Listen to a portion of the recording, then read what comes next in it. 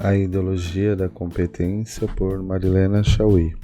A ideologia é um conjunto lógico, sistemático e coerente de representações, ideias e valores e de normas ou regras de conduta, que indicam e prescrevem aos membros de uma sociedade o que devem pensar e como devem pensar, o que devem valorizar e como devem valorizar, o que devem sentir e como devem sentir, o que devem fazer e como devem fazer. Ela é, portanto, um corpo explicativo, representações e prático, normas, regras, preceitos de caráter prescritivo, normativo, regulador, cuja função é dar aos membros de uma sociedade dividida em classes uma explicação racional para as diferenças sociais, políticas e culturais, sem jamais atribuir tais diferenças à divisão da sociedade em classes a partir das divisões na esfera da produção econômica.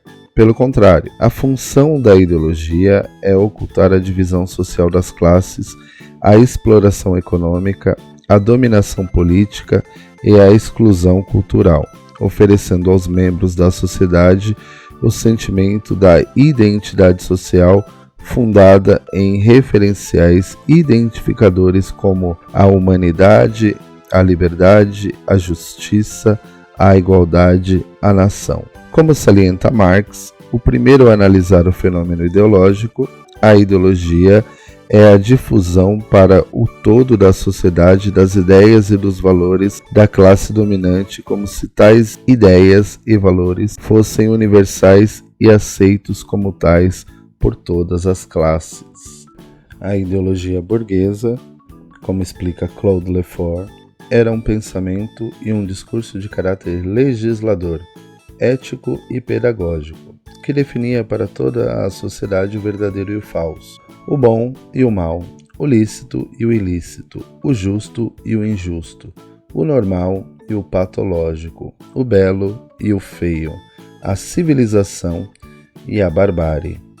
Punha ordem no mundo, afirmando o valor positivo e universal de algumas instituições como a família, a pátria, a empresa, a escola e o Estado, e, com isso, designava os detentores legítimos do poder e da autoridade. O pai, o patrão, o professor, o cientista, o governante. Podemos dizer, no entanto, que, a partir dos anos 30, houve uma mudança no discurso ideológico. Com efeito, o processo social do trabalho sofreu uma modificação que iria espalhar-se por toda a sociedade e pelas relações sociais. O trabalho industrial passou a ser organizado segundo um padrão conhecido como Fordismo, no qual uma empresa controla desde a produção da matéria-prima, no início da cadeia produtiva, até a distribuição comercial dos produtos, no fim da cadeia produtiva. Além desse controle total da produção, são introduzidas a linha de montagem, a fabricação em série de produtos padronizados e a ideia de que a competição capitalista realiza-se em função da qualidade dos produtos. Qualidade que depende de avanços científicos e tecnológicos, de modo que uma empresa deve também financiar pesquisas e possuir laboratórios. Com o Fordismo, é introduzida uma nova prática das relações sociais, conhecida como a organização. Analisando a maneira como o modelo da organização se difunde e se espalha por todas as instituições sociais e por todas as relações sociais, Lefort fala da ideologia contemporânea como a ideologia invisível. Ou seja, enquanto na ideologia burguesa tradicional as ideias eram produzidas e emitidas por determinados agentes sociais, o pai, o patrão, o padre, o pastor, o professor, o sábio, agora parece não haver agentes produzindo as ideias, porque elas parecem emanar diretamente do funcionamento da organização e das chamadas leis do mercado. Examinemos o que se entende por organização e quais são suas principais características. Em primeiro lugar, a afirmação de que organizar é administrar e administrar é introduzir racionalidade nas relações sociais, na indústria, no comércio, na escola, no hospital, no Estado, etc. A racionalidade administrativa consiste em sustentar que não é necessário discutir os fins de uma ação ou de uma prática, e sim estabelecer meios eficazes para a obtenção de um objetivo determinado. Em segundo, a afirmação de que uma organização será racional se for eficiente e será eficiente se estabelecer uma rígida hierarquia de cargos e funções, na qual a subida a um novo cargo e a uma nova função signifique melhorar de posição social, adquirir mais status e mais poder de mando e de comando. A organização será tanto mais eficaz quanto mais todos os seus membros se identificarem com ela e com seus objetivos, fazendo de sua vida um serviço a ela, retribuído com a subida na hierarquia de poder. Em terceiro, a afirmação de que uma organização é uma administração científica racional que possui lógica própria e funciona por si mesma, independentemente da vontade e da decisão de seus membros. Graças a essa lógica inerente à própria organização, é ela que possui o conhecimento das ações a serem realizadas e das pessoas competentes para realizá-las. No caso do trabalho industrial, a organização introduz duas novidades. A primeira, que já mencionei, é a linha de montagem, isto é, a afirmação de que é mais racional e mais eficaz que cada trabalhador tenha uma função muito especializada e não deva realizar todas as tarefas para produzir um objeto completo. A segunda é a chamada gerência científica, isto é, depois de despojar o trabalhador do conhecimento da produção completa de um objeto, a organização divide e separa os que possuem tal conhecimento, os gerentes e administradores, e os que executam as tarefas fragmentadas, os trabalhadores. Com isso, a divisão social do trabalho faz-se pela separação entre os que têm competência para dirigir e os incompetentes, que só sabem executar. Atualmente, o modelo da organização se amplia e se reforça com o surgimento da chamada tecnociência. De fato, desde o século XVII até meados do século XX, mais exatamente até o final da Segunda Guerra Mundial, julgava-se que as ciências eram teorias puras que, na prática, podiam tornar-se ciências aplicadas por meio das técnicas, a maioria das quais era empregada pela economia capitalista para a acumulação e reprodução do capital. O caso mais visível desse uso de conhecimentos científicos era seu emprego na construção de máquinas para o processo de trabalho. Hoje, porém, não se trata mais de usar técnicas vindas da aplicação prática das ciências, e sim de usar e desenvolver tecnologias. A tecnologia surge desde o século XVII como fabricação de instrumentos de precisão que pressupõem conhecimentos científicos para serem produzidos e que, uma vez construídos, interferem no próprio conteúdo das ciências. Basta pensar, por exemplo, no telescópio e na astronomia, no microscópio e na biologia, nos reagentes e na química e etc. Em outras palavras, a tecnologia é resultado de conhecimentos científicos. Por exemplo, para construir um telescópio ou um microscópio é necessário conhecimento da física e da óptica e, ao mesmo tempo, condição para o avanço desses conhecimentos.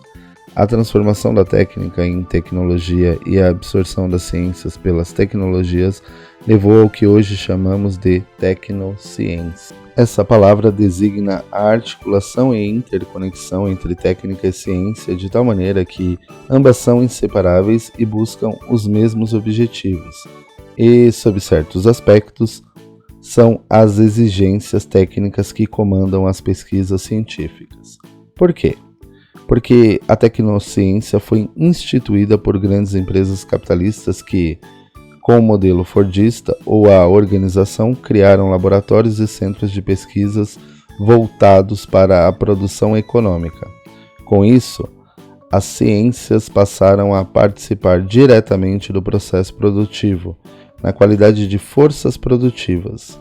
Essa mudança fez surgir a expressão sociedade do conhecimento, para indicar que a economia contemporânea se funda sobre a ciência e a informação, graças ao uso competitivo do conhecimento, da inovação tecnológica e da informação nos processos produtivos e financeiros, bem como em serviços como a educação, a saúde, a cultura e o lazer. Se agora reunirmos a organização ou a suposta administração racional e eficaz do trabalho, a gerência científica e a tecnociência, perceberemos que a divisão social das classes está acrescida de novas divisões e que estas podem ser resumidas numa só e grande divisão: a divisão entre os que possuem poder porque possuem saber e os que não possuem poder porque não possuem saber. Dessa maneira, em vez de falar em ideologia invisível, como propôs Lefort, decidimos falar em ideologia da competência, que, como toda ideologia, oculta a divisão social das classes, mas o faz com a peculiaridade de afirmar que a divisão social se realiza entre os competentes, os especialistas que possuem conhecimentos científicos e tecnológicos, e os incompetentes, os que executam as tarefas comandadas pelos especialistas. A ideologia da competência realiza a dominação pelo descomunal prestígio e poder do conhecimento científico-tecnológico, ou seja, pelo prestígio e poder das ideias científicas e tecnológicas. O discurso competente pode ser assim resumido: não é qualquer um que tem o direito de dizer alguma coisa a qualquer outro em qualquer lugar e em qualquer circunstância. O discurso competente, portanto, é aquele proferido pelo especialista, que ocupa uma posição ou um lugar determinados na hierarquia organizacional, e haverá tantos discursos competentes quantas organizações e hierarquias houver na sociedade. Esse discurso opera com duas afirmações contraditórias. Numa delas, enquanto discurso da própria organização, afirma que esta é racional e que é ela o agente social, político e histórico, de sorte que os indivíduos e as classes sociais são destituídos e despojados da condição de sujeitos sociais, políticos e históricos. A organização é competente enquanto os indivíduos e as classes sociais são incompetentes, objetos sociais conduzidos, dirigidos e manipulados pela organização.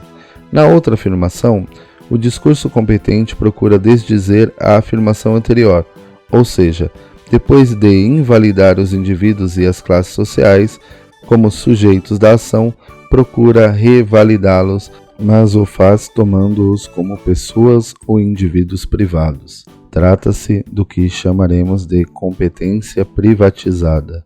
Vejamos como ela se realiza. O discurso da competência privada é aquele que ensina a cada um de nós, enquanto indivíduos privados, como nos relacionarmos com o mundo e com os outros.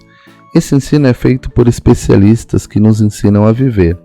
Assim, cada um de nós aprende a se relacionar com o desejo pela mediação do discurso da sexologia, a se relacionar com a alimentação pela mediação do discurso da dietética ou nutricionista, a se relacionar com a criança por meio do discurso da pediatria, da psicologia e da pedagogia, a se relacionar com a natureza pela mediação do discurso ecológico, a se relacionar com os outros pela mediação do discurso da psicologia e da sociologia, e assim por diante.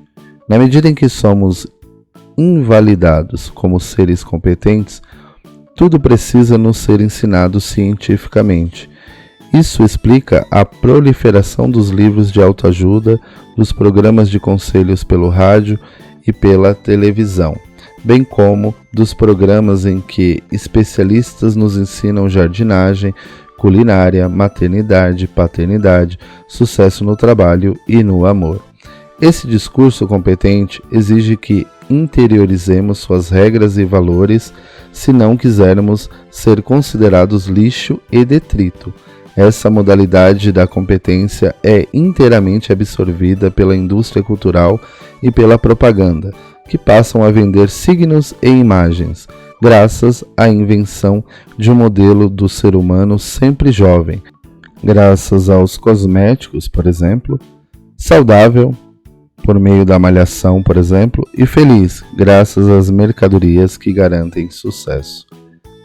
Se reunirmos o discurso competente da organização e o discurso competente dos especialistas, veremos que estão construídos para assegurar dois aspectos hoje indissociáveis no modo de produção capitalista. O discurso da organização afirma que só existe racionalidade nas leis do mercado. O discurso do especialista afirma que só há felicidade na competição e no sucesso de quem a vence. Na medida em que essa ideologia está fundada na desigualdade entre os que possuem e os que não possuem o saber técnico ou científico, este se torna um lugar preferencial da competição entre os indivíduos e do sucesso de alguns deles contra os demais.